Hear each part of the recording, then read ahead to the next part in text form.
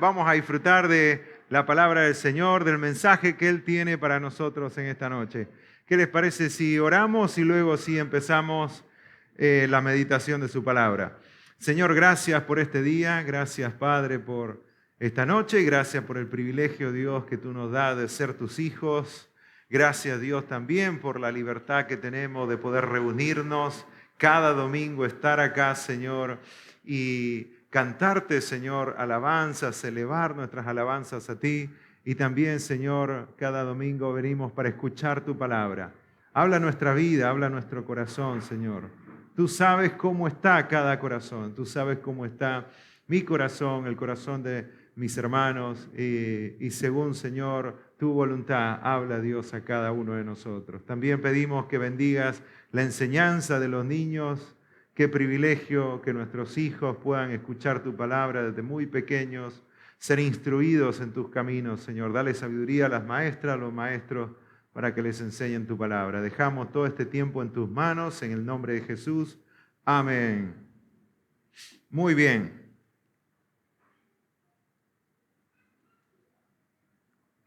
¿Me escuchan bien? ¿Sí?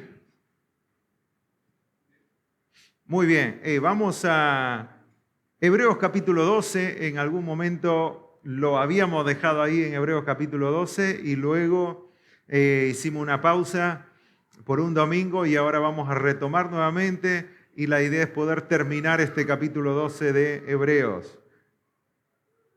Hebreos capítulo 12, ya habíamos hecho los primeros versículos. Habíamos meditado en esos versículos y vamos a empezar a partir del versículo 5, donde empieza a hablar de la disciplina. Hebreos 12, versículo 5. Si lo tenemos, sígame la lectura, dice así: y habéis ya olvidado la exhortación que como a hijos se os dirige, diciendo: Hijo mío, no menosprecies la disciplina del Señor, ni desmayes cuando eres reprendido por Él. Porque el Señor al que ama disciplina y azota a todo aquel que recibe por hijo. Si soportáis la disciplina, Dios os trata como a hijos. Porque ¿qué hijo es aquel a quien el Padre no disciplina? Pero si se os deja sin disciplina, de la cual todos han sido participantes, entonces sois bastardos y no hijos. Por otra parte, tuvimos a nuestros padres terrenales que nos disciplinaban y los venerábamos. ¿Por qué no obedeceremos mucho mejor al Padre de los Espíritus y viviremos? Y aquellos ciertamente por pocos días nos disciplinaban como a ellos les parecía, pero para lo que nos es provechoso, para que participemos de su santidad. Es verdad que ninguna disciplina al presente parece ser causa de gozo, sino de tristeza, pero después da fruto apacible de justicia a los que en ella han sido ejercitados. Hasta ahí la palabra del Señor. El tema de la disciplina es un tema que lo deberíamos tomar siempre como una muestra de amor de parte del Señor para nosotros. Cuando nosotros hablamos de disciplina, generalmente no se nos viene a la mente que es una manifestación de amor. Cuando los padres disciplinan a sus hijos, generalmente los hijos no los toman esa disciplina como una muestra de amor, ¿no? ¿Alguno de ustedes los tomó como la muestra de amor de tu padre o tu madre cuando te estaban disciplinando o castigando? No. En ese momento pensábamos lo peor, que no nos ama, no nos quiere, por eso me castiga, por eso me disciplina. Ella ya no le intereso más a ella, no le intereso más a él, ella no me ama, por eso me sacó el celular. Y empezamos a pensar cosas que son totalmente opuestas a lo que la Biblia dice acerca de la disciplina.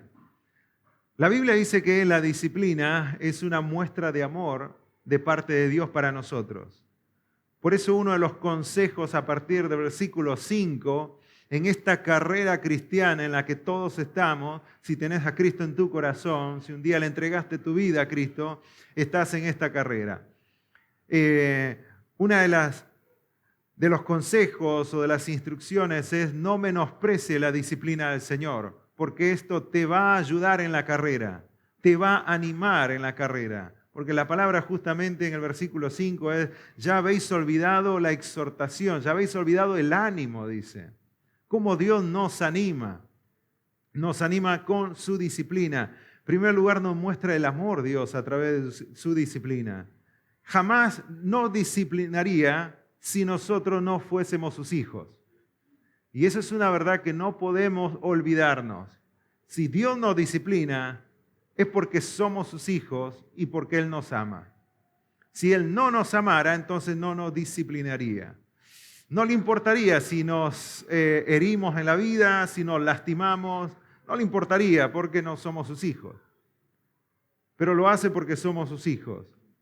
Y lo hace por amor, porque nos ama y no quiere que nos lastimemos. El hecho de que el Padre nos castigue es una prueba de que estamos madurando espiritualmente y es el medio por el cual podemos madurar aún más. El castigo es la evidencia del amor del Padre. El diablo quiere que nosotros creamos de que cuando Dios nos disciplina es porque Dios no nos ama. Y esa es la gran mentira, ¿no?, que a veces creemos. Está todo bien en la vida, de pronto algo va mal y uno empieza a cuestionar a Dios. Y cuando empezamos a cuestionar a Dios, de pronto Dios trae la disciplina a nuestra vida. Y claro, no solamente cuestionamos la obra de Dios en nosotros, sino que empezamos a resentirnos por la obra de Dios en nosotros. Luego vamos a poner unos ejemplos prácticos. Pero lo primero que tenemos que entender es que Dios utiliza la disciplina para que nosotros maduremos espiritualmente, para que demuestre su amor hacia nosotros. Pero también Dios utiliza la disciplina para mostrarnos de que somos verdaderos hijos de Dios. Si nunca recibiste la disciplina del Señor, está en cuestionamiento si realmente sos hijo de Dios, porque Dios siempre va a disciplinar a sus hijos. Algún tipo de disciplina tus padres te pusieron. Por eso el pasaje dice, aquellos padres terrenales no disciplinaban como a ellos les parecía y por un poco de tiempo, pero el Padre Celestial para lo que nos es provechoso nos disciplina, para que participemos de su santidad. Eso demuestra de que somos verdaderos hijos de Dios. El Proverbio 17:21 dice, el que engendra al insensato por su tristeza, para su tristeza lo engendra, y el padre del necio no se alegrará. El 17:25 dice, el hijo necio es pesadumbre de su padre y amargura a la que lo dio a luz. Son proverbios que nos ayudan a entender la importancia de la disciplina, la importancia de la corrección, el castigo. Y la palabra disciplina, les había explicado en ese momento cuando empezamos a hablar de la disciplina, se trata de la corrección de la disciplina e instrucción de un niño. No se refiere a una disciplina de hábitos disciplinados que tenemos, sino a esa corrección que necesitamos en la vida. Porque en algún momento nos desviamos del camino. En algún momento nuestra voluntad es más fuerte que la voluntad del Señor. Y lo vemos como lo mejor para nuestra vida. Entonces el Señor utiliza la disciplina y nos trae nuevamente al camino. Porque nos podemos lastimar y como nos ama y no quiere que nos lastimemos en la vida, nos disciplina. Castiga a tu hijo en tanto que hay esperanza, dice el Proverbio 19:18. Mas no se apresure tu alma para destruirlo. Proverbios 13:24 dice, el que detiene el castigo, a su hijo aborrece. Qué interesante, ¿no? Quiere decir, a su hijo no ama. El que detiene el castigo, a su hijo no ama. Mas el que lo ama, desde temprano lo corrige. Desde temprano lo corrige, ¿no? Desde muy chiquito. Porque los chiquitos también tienen su propia voluntad, ya nacen con su propia voluntad. ¿Sabían eso, no? Que los bebés no son inocentes, ¿no? ¿Sabían eso? Tienen su propia voluntad. Ya tienen la naturaleza pecaminosa en ellos. Van a reaccionar por el instinto de su propia naturaleza. entonces uno lo va corrigiendo con amor. Y no estamos hablando acá de chachá, de darle con paleta. No estamos hablando de nada práctico, sino de la disciplina, que uno desde chiquito los empieza a corregir. Así que el Señor, desde que aceptás a Cristo, Él te empieza a corregir. Desde que sos bebé espiritual, nuevo creyente, Él te empieza a corregir, hasta el día que Él te lleva a su presencia. Allá arriba ya no nos vamos a equivocar más, pero acá nos vamos a equivocar, por lo tanto el Señor nos va encaminando. Y si somos un poquito tercos, bueno, Él va a usar un poquito más de fuerza. Y si somos más tercos, entonces va a utilizar mucha fuerza. Y de pronto empezamos a sentir el dolor. Por lo tanto, cuando hablamos de la disciplina, no se olviden que Dios lo hace porque Él nos ama, Él nos lo hace para demostrar de que somos sus hijos y lo hace para nuestro propio beneficio, para que participemos de su santidad. Porque dice que sin santidad nadie verá a Dios. Él lo hace para que participemos de su santidad. En la santidad nosotros podemos disfrutar de unidad, podemos disfrutar de pureza, podemos disfrutar de esperanza. En la santidad podemos disfrutar de todo. Fuera de la santidad empiezan a venir las consecuencias. Por eso Dios utiliza la disciplina. Dios no quiere las consecuencias del pecado para tu vida, para mi vida. Por eso Dios lo hace. El beneficio grande de parte del Señor es para que participemos de su santidad y eso trae fruto apacible de justicia. El versículo 14 del mismo Hebreos capítulo 12 dice, seguid la paz con todos y la santidad, sin la cual nadie verá a Dios. Muy clara la palabra del Señor, seguid la paz con todos y la santidad, sin la cual nadie verá al Señor. No quiere decir que nosotros no vamos a llegar al cielo si no somos santos. Este consejo es para la vida cristiana, para los hijos de Dios. Sin santidad yo no puedo ver a Dios en mi vida. Yo no puedo ver a Dios obrar en mi vida sin santidad. Porque Dios no habita en el pecado, no habita en la práctica de pecado, no habita en los malos hábitos, en los vicios. Dios no está. ¿Y cómo lo voy a ver a Dios? Y de pronto uno dice, pero me va todo mal en la vida, nada me sale bien. Y bueno, no veo a Dios ahí y no está Dios. Y la verdad es que no está porque Dios no está en ese lugar donde hay corrupción, hay injusticia, hay pecado. Por eso, sin santidad, nadie puede ver a Dios obrar en su vida. Seguid la paz con todos y la santidad sin la cual nadie verá a Dios. Romanos 14, 17 dice, porque el reino de Dios no es comida ni bebida, sino justicia, paz y gozo en el Espíritu Santo. Qué hermoso, memoricemos este versículo, porque lo que más nos mueve en la vida es este tema de las necesidades físicas que uno tiene. La comida y la bebida que vamos a comer, que vamos a tomar, nos moviliza en gran manera, ¿no? Por eso nos levantamos temprano y salimos a trabajar. Por eso nos quedamos hasta tarde trabajando. Pero dice que el reino de Dios no es eso. Entonces uno dice, bueno, no lo hago más. Y bueno, no vas a comer. Y entonces, pastor, ¿qué es ese juego de palabras de que, bueno, no es comida ni bebida? Entonces, bueno, no me preocupo más. Y usted me dice, bueno, si no me preocupo, no voy a comer. Claro, pues si no te preocupas, no vas a tener ninguna entrada y no vas a tener el sustento necesario. Lo que el Señor está diciendo es que nuestro enfoque en la vida no tiene que ser las necesidades físicas que nosotros tenemos. El enfoque de la vida del creyente ya no es más eso. Antes sí, antes era. El mundo va detrás de toda la satisfacción de las necesidades, pero el Hijo de Dios ya no. Cambia su perspectiva. Ahora la vida en el reino de Dios es paz, gozo y justicia en el Espíritu Santo.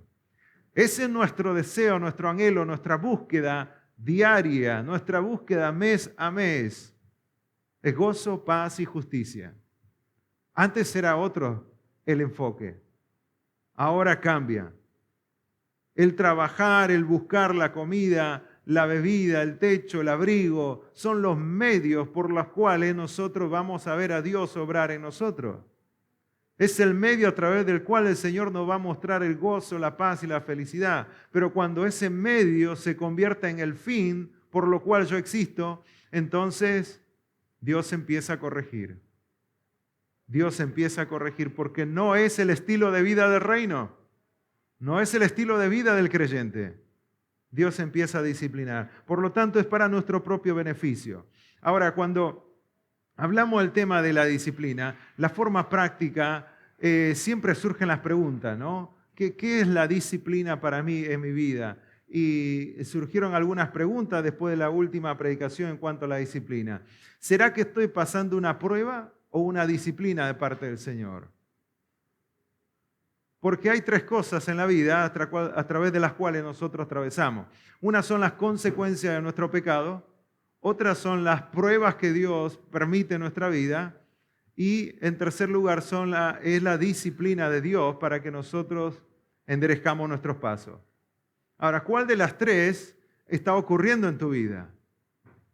¿Hay alguna consecuencia del pecado? Y eso es muy, muy fácil de detectarlo, si es una consecuencia. Un ejemplo más simple y común puede decir, bueno, una persona que sabe que tiene un estómago delicado y de pronto se come 5 chorizos, ¿no? Y de pronto termina en el hospital y le agarra un ataque al hígado y bueno, son las consecuencias de tu pecado, ¿no? Sabías que no tenías que hacerlo, son las consecuencias.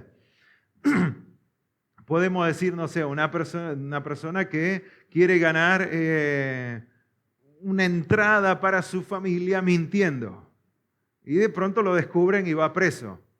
Consecuencia del pecado. Ahora, cuando hablamos de las pruebas es diferente.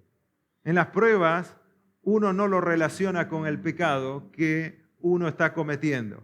¿Por qué? Porque las pruebas no vienen por causa del pecado. Las pruebas vienen para que nosotros crezcamos en madurez y crezcamos a la semejanza de Cristo. Para eso Dios permite las pruebas.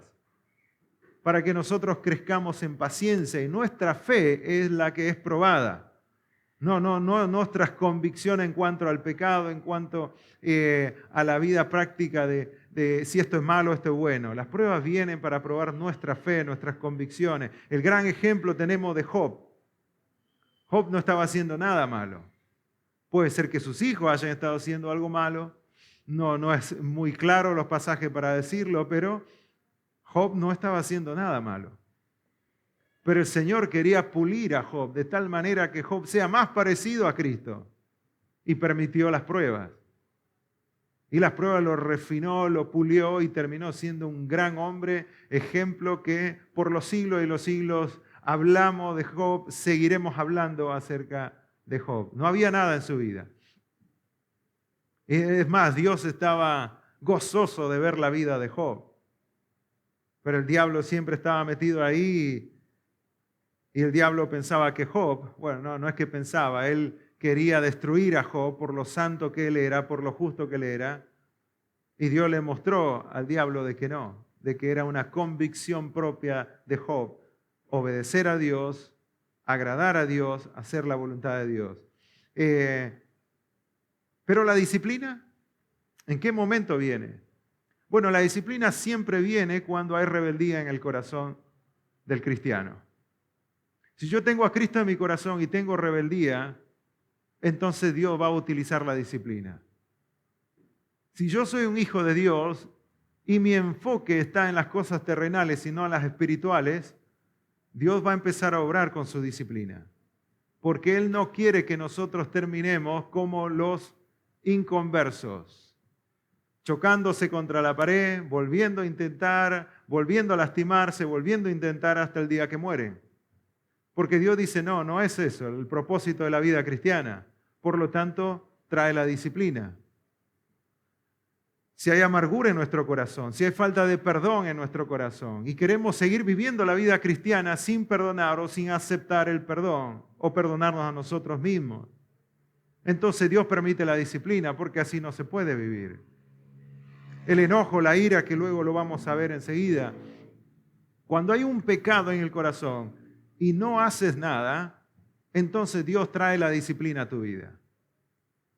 Estás haciendo las cosas mal quizás porque vos sabés que hay algo que no está conforme a la voluntad de Dios y seguís haciéndolo y seguís insistiendo, entonces Dios trae la disciplina. Quizás puede ser un hábito que no lo puedes vencer y está ahí y estás tratando de vencerlo, pero te gana. Y más que el hecho de que te gana ese mal hábito, cedes a la victoria del mal hábito sobre tu vida. Cuando Dios ya te dijo que en Cristo sos más que vencedor. En Cristo somos más que vencedores. Y seguir dejando ese mal hábito y seguir dejando ese mal hábito en tu vida. Ustedes le pueden poner el nombre que sea ese mal hábito, pero Dios tiene que traer la disciplina y corregir eso, porque la vida cristiana, el reino de Dios no es así. Muchas veces estamos muy enfocados en las cosas terrenales.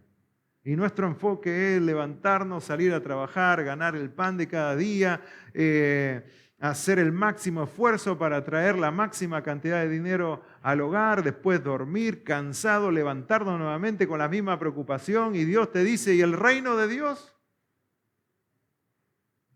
Y Dios te dice, ¿te acordás cuando memorizaste Mateo 6:33? Mas buscad primeramente el reino de Dios y su justicia, y todas las demás cosas serán añadidas. Sí, pero no sé si es así.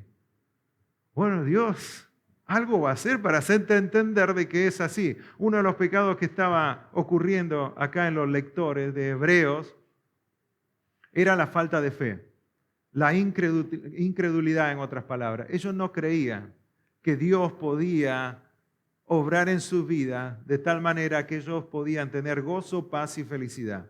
¿Por qué? Porque este grupo de personas que estaba leyendo la carta a los hebreos eran personas que estaban pasando situaciones difíciles.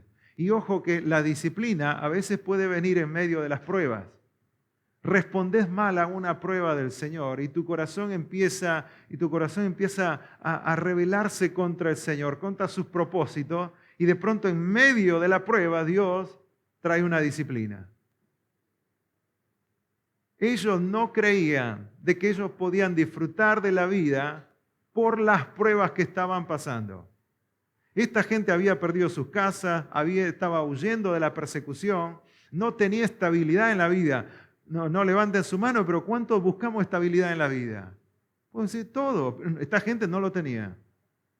Se iba de un pueblo a otro pueblo huyendo por la persecución. Sus compatriotas judíos, los compatriotas judíos que eran judaizantes, que no creían en el Señor Jesucristo, estaban bien en la vida, ya estaban estables. Pero los judíos cristianos no. Iban a pedir ayuda a sus compatriotas judíos y no les daban, porque como eran cristianos, creyentes en Jesucristo, para los judaizantes, estos judíos eran traicioneros. Vos traicionaste a nuestras creencias. Vos te fuiste con los del camino. Iban a los gentiles, quizás personas griegas o romanos, pedían trabajo y no le daban. ¿Por qué? Porque eran judíos. Entonces la situación de esta gente era muy difícil. Y en medio de esto el Señor los quiere animar y los anima a través de la disciplina. Porque ellos decían en su corazón, ¿será esto la vida cristiana?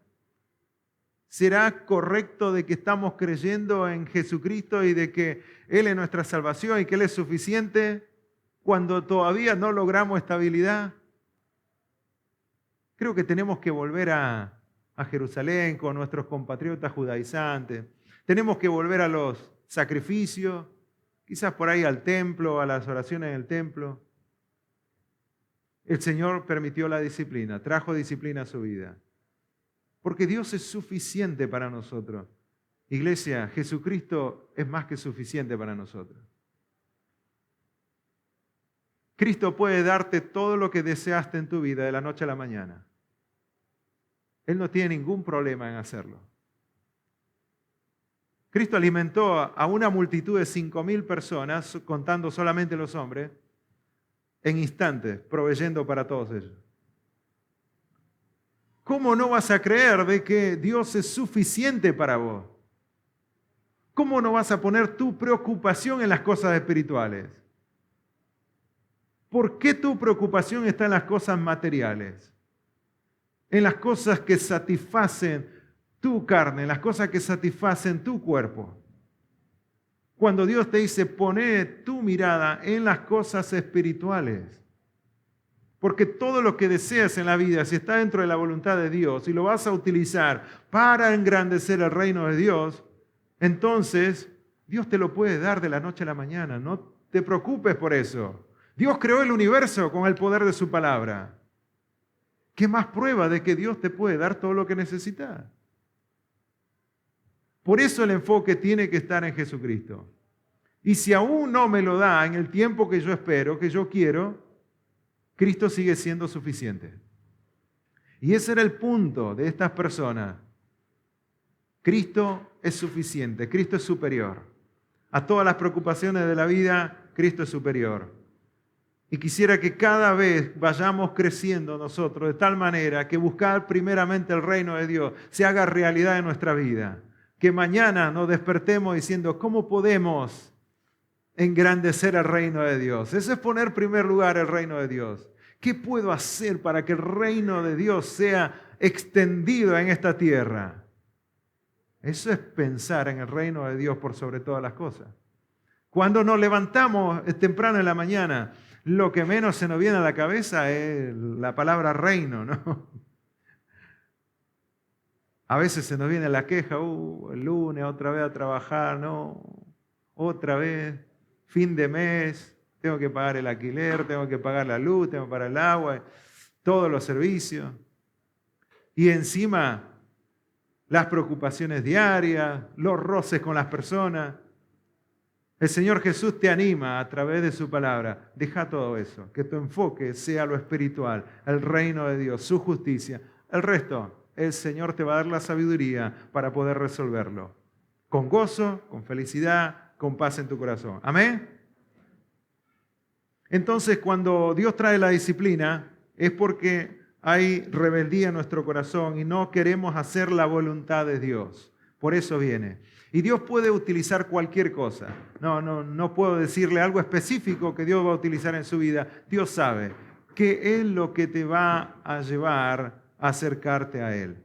Puede ser que Dios toque tu economía, tu salud, algún problema interpersonal, cualquier cosa, Dios lo va a utilizar para disciplinarte y para corregir el camino.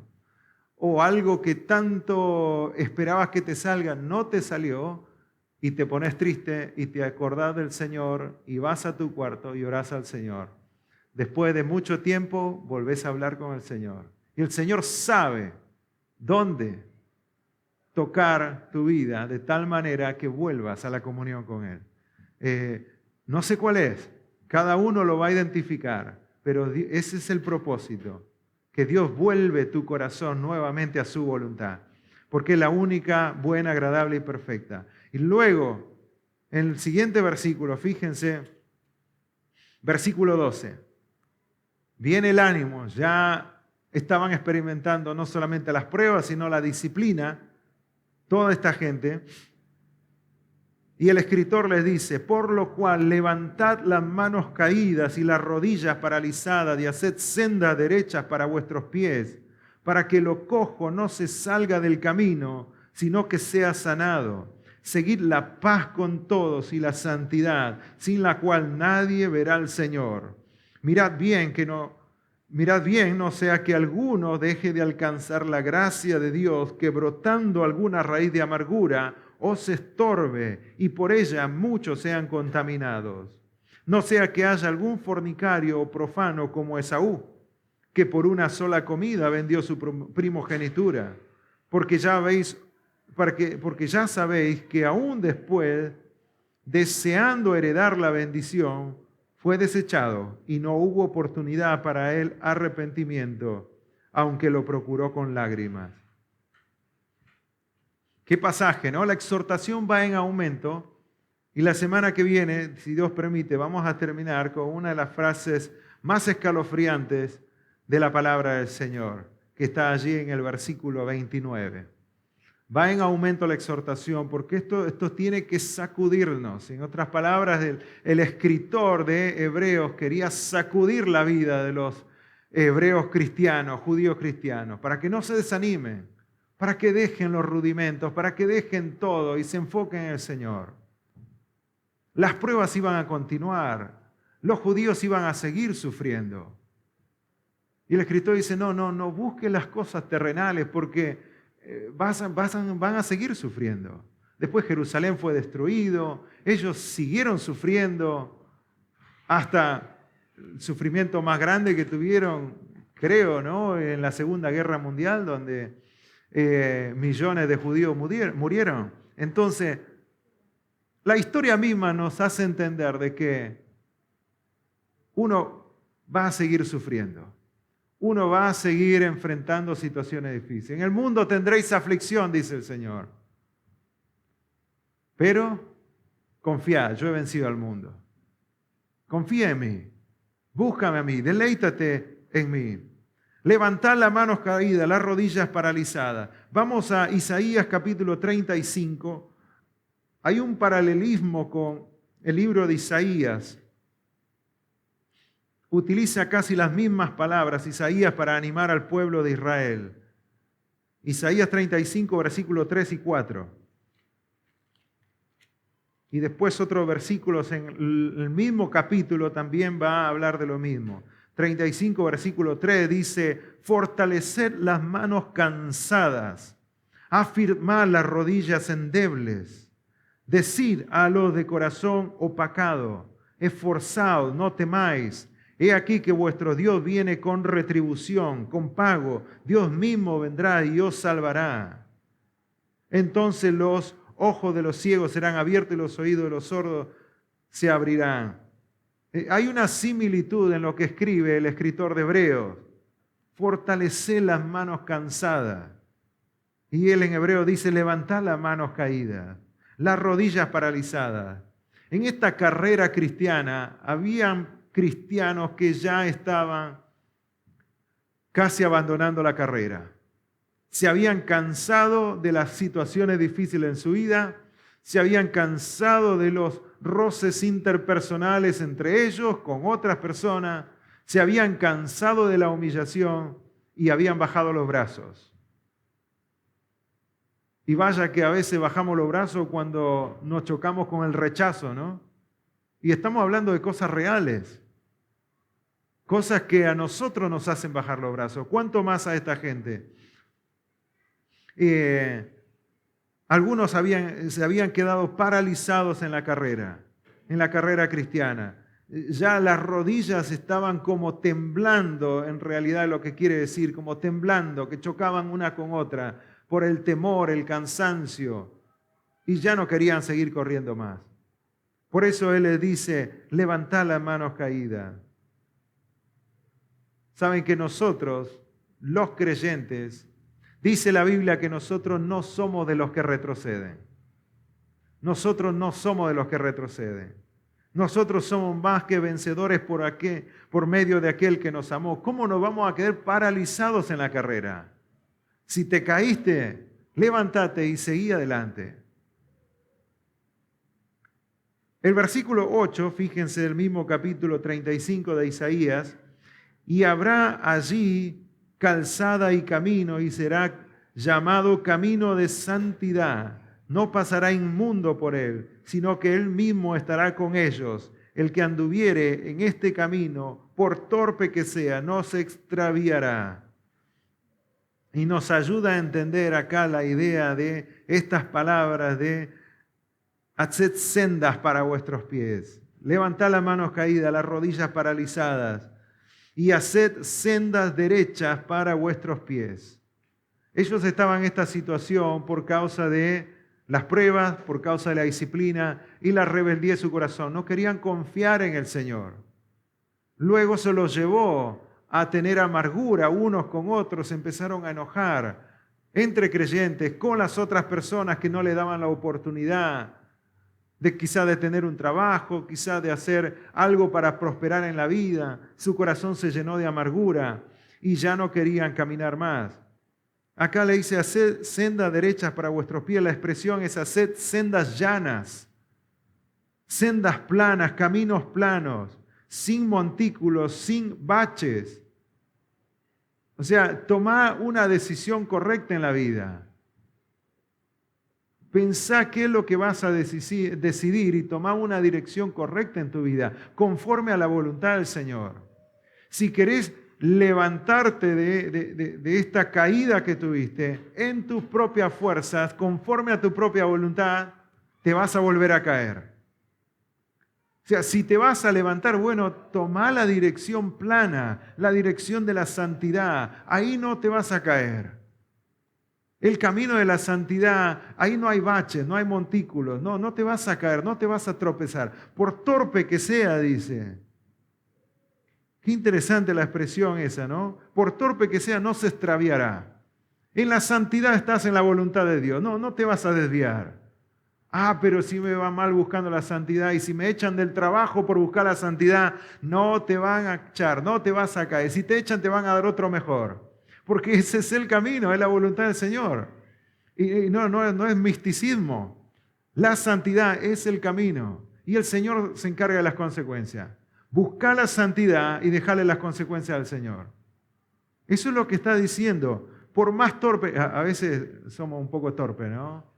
¿Sí? No, tienen que confirmar lo que digo, pero a veces somos un poquito torpes, tomamos decisiones equivocadas, a veces queremos seguir al Señor inocentemente y queriendo hacer la voluntad de Dios, terminamos haciendo otra cosa que no es la voluntad del Señor, pero cuando Dios ve que queremos seguir su voluntad, Él nos encamina, nos agarra ahí del cuello, nos lleva por allá, por acá, vení, este es el camino. Porque estamos dentro de los límites de la voluntad buena, agradable y perfecta del Señor. Fíjense ahora el versículo 57 de Isaías.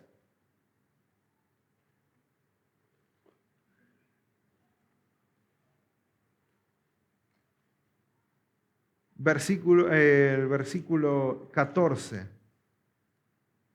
Isaías 57, versículo 14 dice, y dirá, allanad, barrer el camino, quitar los tropiezos del camino de mi pueblo. Cómo todo se va relacionando en esta exhortación que el autor de Hebreos utiliza del Antiguo Testamento. Y esta gente estaba relacionado con todos estos pasajes. Rápido se traían a la memoria las exhortaciones hacia el pueblo de Israel en cientos de años atrás, que los profetas exhortaban al pueblo de Israel. Y ahora en el Nuevo Testamento, cuando estos judíos cristianos escuchaban estas exhortaciones, inmediatamente lo identificaban. Y era de mucho ánimo para ellos. Isaías 62:10 dice, pasad por las puertas, barrer el camino al pueblo, allanad la calzada, quitad las piedras, alzad pendón a los pueblos. Muy similar la exhortación. Iglesia, ¿cuáles son las piedras en el camino? Hay que sacarlas. Porque en el camino de santidad no hay piedras. Y para que sea un camino de santidad hay que sacar las piedras. ¿Qué es lo que te hace tropezar? ¿Qué es lo que te hace tropezar? ¿Cuáles son esas piedras que te hacen caer nuevamente? Puede ser malos hábitos. La Biblia es clara, dice, si tu mano derecha te es ocasión de caer, córtala. No está hablando de lo físico, sino de decir, bueno, es algo radical, no lo hagas más. Si vos sabés que tu hijo está jugando con fuego, sacalo del fuego. Si vos sabés que, viene un auto, bueno, no te quedes parado en la ruta, ¿no? Cruzá la ruta. Algo lógico, eso es lo que está haciendo el Señor. Es lógico, no lo haga más. Pero ¿cómo me cuesta, Señor? ¿Cómo lo voy a dejar?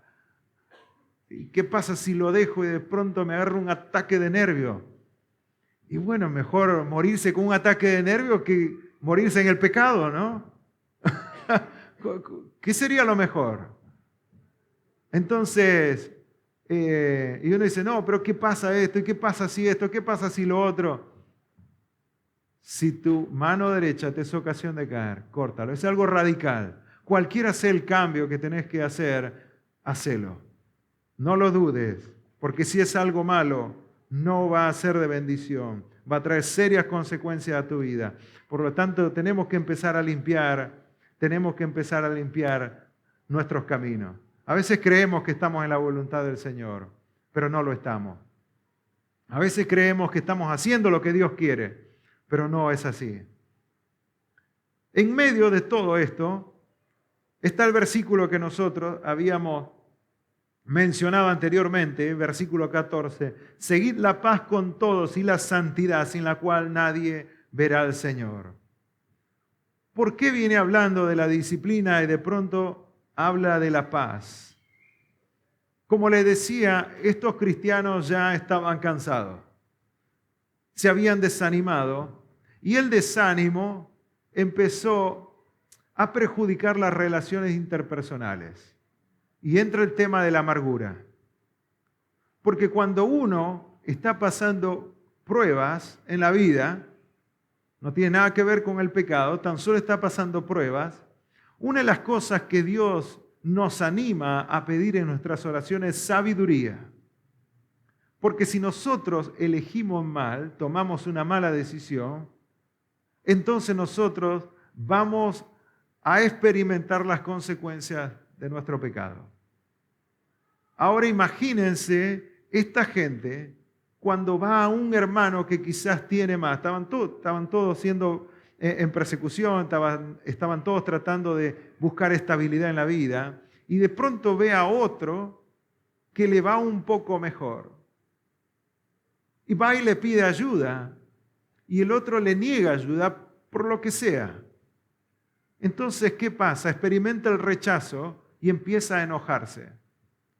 Lo que pasa es que no somos unidos, lo que pasa es que yo hablé con fulanito y fulanito no me quiere dar una mano. Lo que pasa es que voy y busco trabajo y no me quieren dar trabajo. Y empieza a crecer el resentimiento. No, el problema son los gobernantes, el problema son los políticos, son todos corruptos y empezamos, ¿no? Y empieza la amargura, el resentimiento en nuestro corazón. Empezamos bien, empezamos aceptando las pruebas del Señor, esto es del Señor. Algunos estuvieron pasando pruebas difíciles últimamente y lo tomaron como del Señor. Pero de pronto pasa el tiempo y no se dan las cosas, no podemos volver a estabilizarnos. Alguien que perdió su trabajo, dejó su trabajo por motivo de vivir una vida en santidad y de pronto no consigue rápidamente como pensó que lo iba a hacer y empieza a enojarse. Se enoja con las personas, se enoja con el sistema, se enoja con la iglesia porque seguramente no están orando, por eso no consigo trabajo.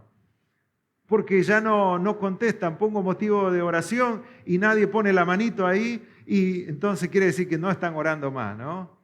Y empezamos a enojarnos por cosas tontas a veces. Pero ahí entra la amargura y el versículo 15 dice, mirad bien, no sea que alguno deje de alcanzar la gracia de Dios, que brotando alguna raíz de amargura os estorbe y por ella muchos sean contaminados. El peligro no es la disciplina, el peligro no son las pruebas, sino la amargura que había nacido en el corazón de muchos hermanos y estaba contaminando. Cuidado con la amargura. La amargura es uno de los pecados más difíciles de detectar, de diagnosticar.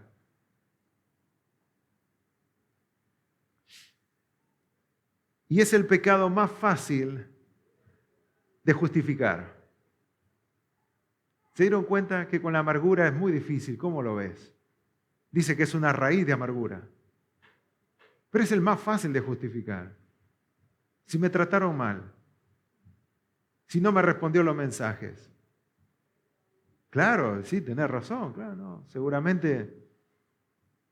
Y empieza la mente, ¿no? Sí, tenés razón, ¿no? A veces pienso que la amargura no lo podemos detectar, pero muchas veces nosotros nos damos cuenta de que ya no estamos actuando más en la voluntad del Señor, sino más bien en un modo de defensa. y estamos más defendiéndonos de lo que podría llegar a nuestra vida, más que buscando hacer la voluntad del Señor. A veces algunos están buscando cómo no equivocarse y su vida es tratar todos los días cómo no equivocarse. Y es una manera muy tensa de vivir, ¿no? Porque dice la Biblia que todos pecamos, ya sea de palabra o de hecho, nos vamos a equivocar. No estamos hablando de rebeldía en el corazón, sino de errores que cometemos. Y vivir de una manera tensa en la vida, tratando de no equivocarse, no decir algo que le pueda ofender, tratar de no decir algo porque va a pensar mal de mí. A veces detrás de eso esconde el orgullo, se esconde el egoísmo o se esconde la amargura. Y la amargura es el único pecado que la Biblia relaciona con una raíz. Los otros pecados no, pero la amargura sí, con una raíz. ¿Cómo sacás la raíz? Cuando querés sacar un árbol, ¿qué es más fácil, sacar el árbol o la raíz? Sacar el árbol. Pero el árbol tan solo muestra de que abajo hay una raíz. Y si no sacás la raíz, va a volver a brotar otro árbol. Por lo tanto, cuando hablamos de la amargura, no estamos hablando de algo simple. Por eso dice, mirad bien, ojo, cuidado. No sea que alguno deje de alcanzar la gracia de Dios. No sea que alguno deje de alcanzar la gracia de Dios. Y no, acá no está hablando de la salvación, no es de la gracia de la salvación la que no vamos a alcanzar, porque en primer lugar la salvación no se alcanza. Es un regalo de parte del Señor cuando uno cree en Jesucristo por la fe. Es un regalo. La gracia no se alcanza porque es gracia. Gracia significa un regalo inmerecido, un regalo no merecido. Por lo tanto, no se puede alcanzar. Esta palabra gracia en este contexto se traduce de dos formas. La palabra alcanzar se traduce de dos formas. Quedar atrás rezagado o faltar. Dice, no sea que a alguno le falte gracia, no sea que alguno quede atrás rezagado y no disfrute de la gracia del Señor. Algunos ya se habían quedado atrás, desanimados, rezagados, sin ganas de seguir corriendo. Un comentarista lo relaciona mucho con la falta de la gracia. Le faltó gracia. No tuvo la gracia suficiente para continuar. Dejó de alcanzar la gracia.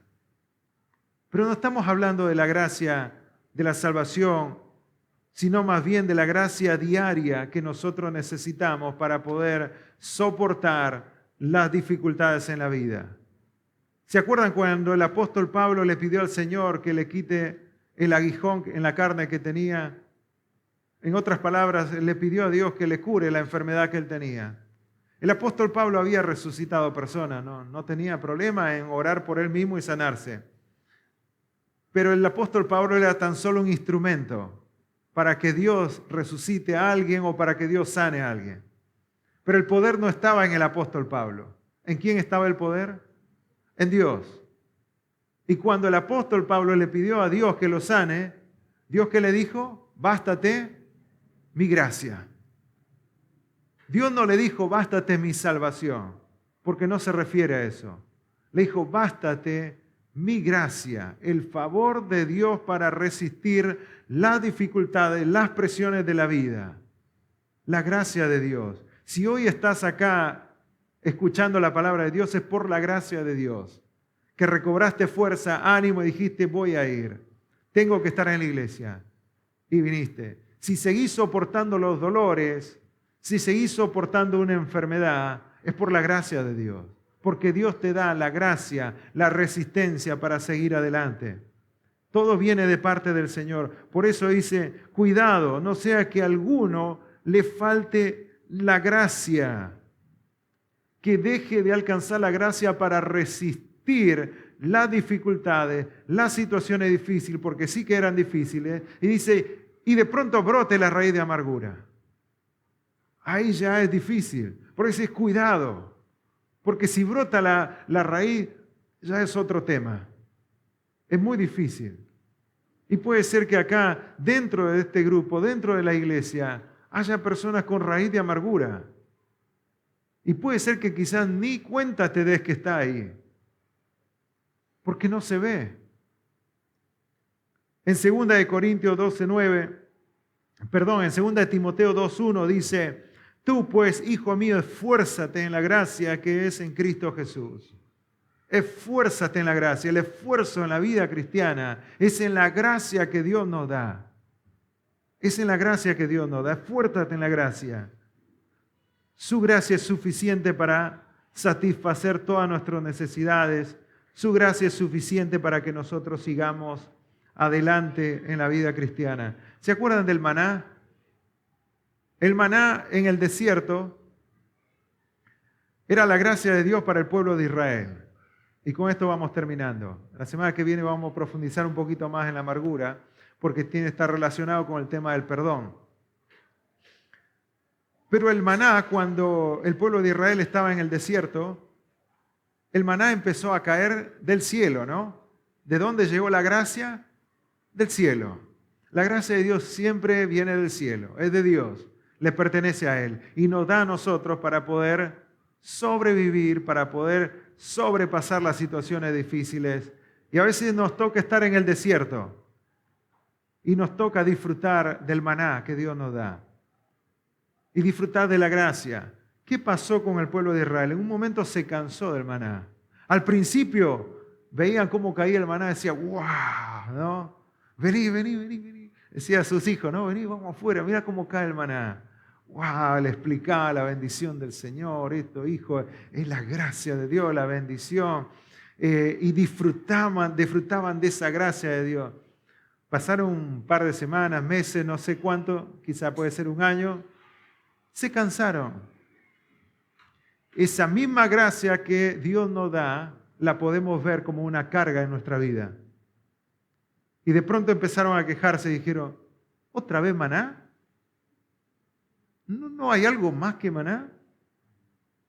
Señor, los ángeles no saben cocinar otra cosa. Maná o por ahí, no sé, póngale un poquito de sabor al maná. ¿Otra vez maná? Nos acordamos de la carne cuando estábamos en Egipto, comíamos carne, cebolla, el ajo. Encima se acordaban de los condimentos. Esto lo pueden leer todo en el libro de Números, de Éxodo. Se acordaban de los condimentos. Cuando recibían la comida del cielo, pensaban en la comida terrenal del mundo. A veces somos así, iglesia.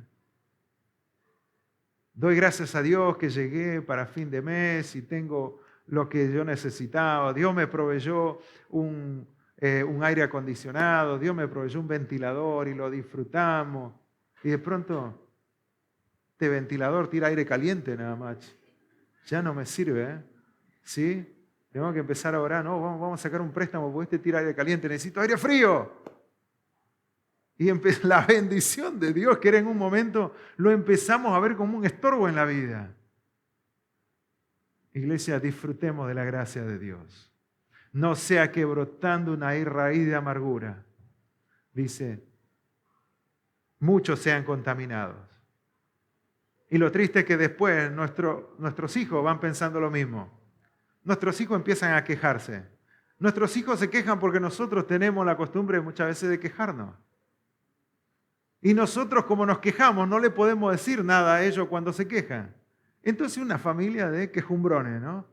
Todos se quejan. Así que no importa si es lo mismo que Dios te da, no importa si no hay ningún cambio en tu vida y es lo mismo, pasan los años, seguí agradeciendo de la gracia de Dios. Es hermosa la gracia de Dios.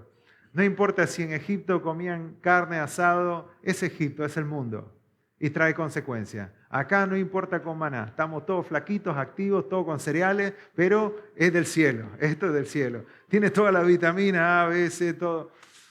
Tendrían que haberse puesto a pensar de que era del cielo. No, a veces no logro entender, pero muchas veces somos así.